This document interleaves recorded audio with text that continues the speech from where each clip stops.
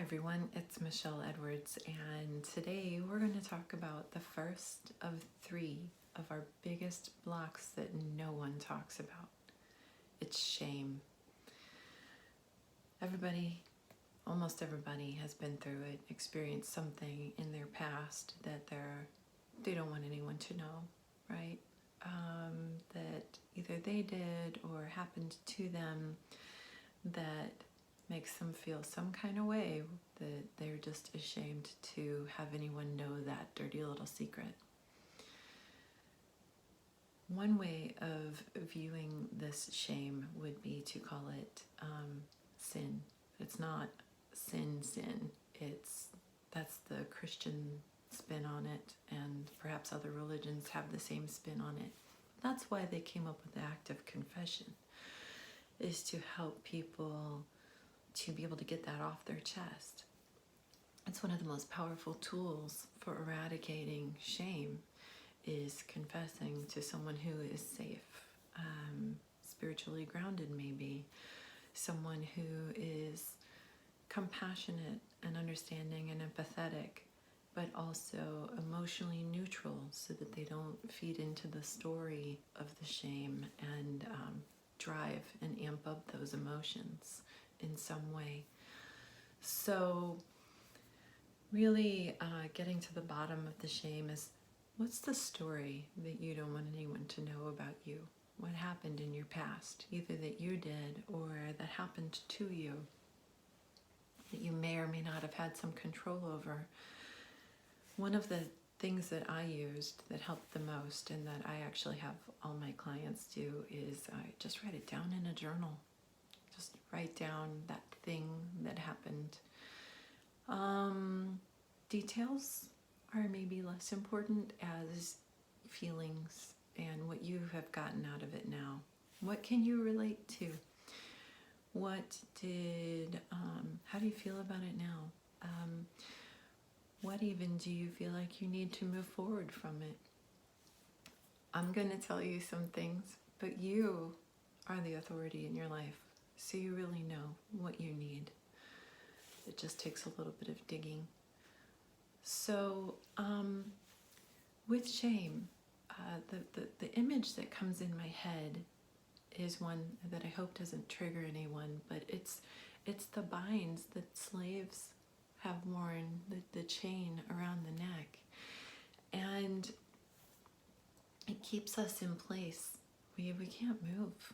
We can't move forward. We can't move freely about our lives as long as we're holding on to this feeling of shame. And life is just so worth the effort to put in to rid ourselves of this.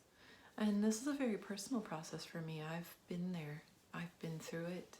I've experienced some things, both that I've done and that have been done to me.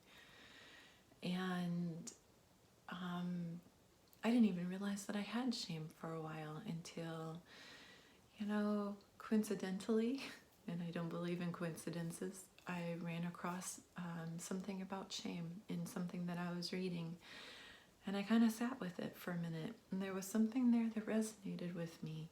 And I discovered that I did have shame.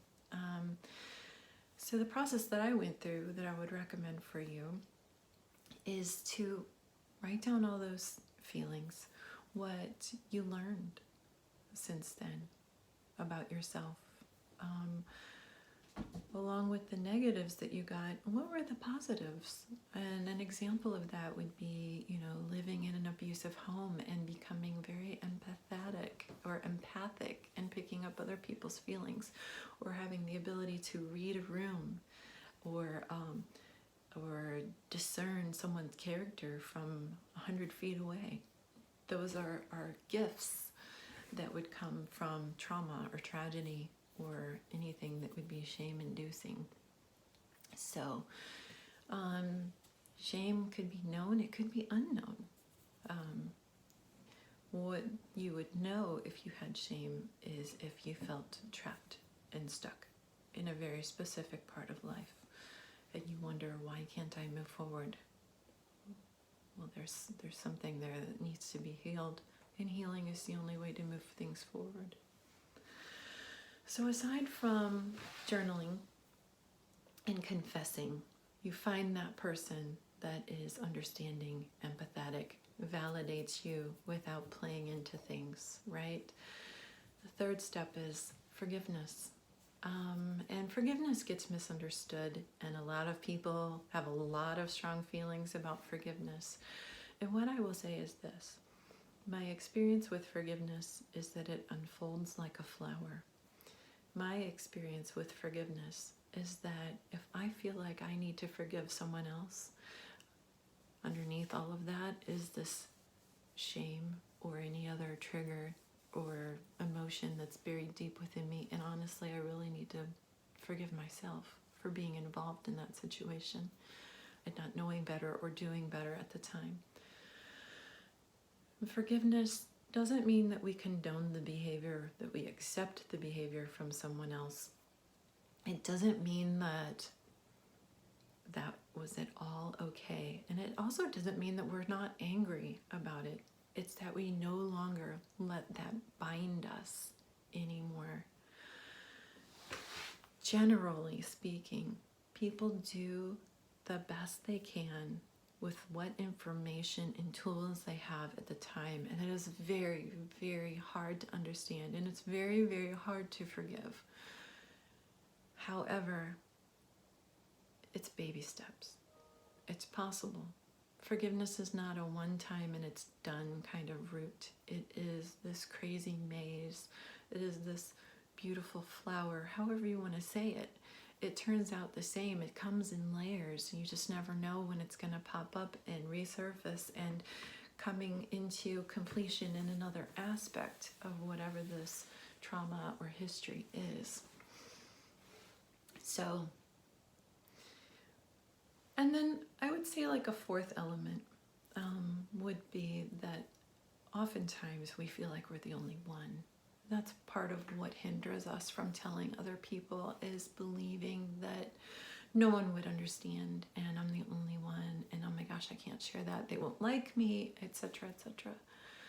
But we don't know each other's trauma. That's not something we talk about generally. We don't know each other's stories.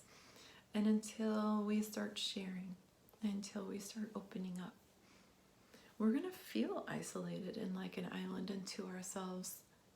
But none of that's true.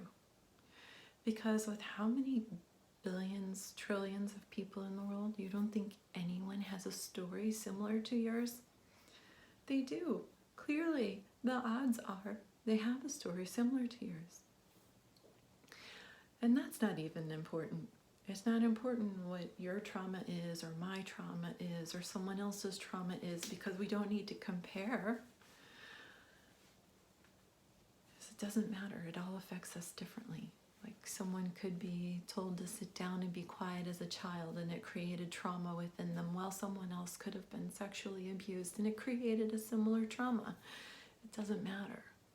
What matters is the healing process. What matters is you, your emotions, your life, and what your gifts are that you are going to put out into the world to make this world a better place, right? That's what I care about. That's my long-term goal. I want people to know they're not alone. Life is precious, and even the worst experiences have a golden nugget. Life is an epic journey, and it deserves to be lived to the fullest. And we are the hero of our own story. You have all these answers in you. I'm just helping you to discover them, giving you some tools that I've learned along the way. Whatever I can do to contribute, I believe in being the change. So, not only did I go through this process myself of journaling, finding people to talk to, I went through a pretty intense process in a personal development seminar where everyone who experienced whatever was named would stand. Standing up in front of a group of strangers was one of the most vulnerable experiences of my life. And looking around, not a single person judging, because we all had our stuff. We all have our stuff. But after that, it couldn't hold me anymore. Other people knew what I experienced. Whether it was verbalized or not, it was clearly shown and testified to. How could I be ashamed of that which was public knowledge? Now, this isn't to say to go and make a Facebook post about whatever you're ashamed about. But, again, share with trusted people that you know are emotionally open and receptive and willing to be there for you. That can hold you if you feel triggered. Maybe that can give you the love that you need while you are being so acutely vulnerable. And that's okay. No, it's okay. All those past experiences, they have helped create you into who you are today, but they don't necessarily define you. You get to decide from now on, this point forward, who you're going to be and what kind of a life you're going to choose to live. This is not just hokey spiritual BS, right? This is the truth in the nature of our being. No matter what happens in this world, you are in charge of your response. No matter what happens to you, you are in charge of how you handle it.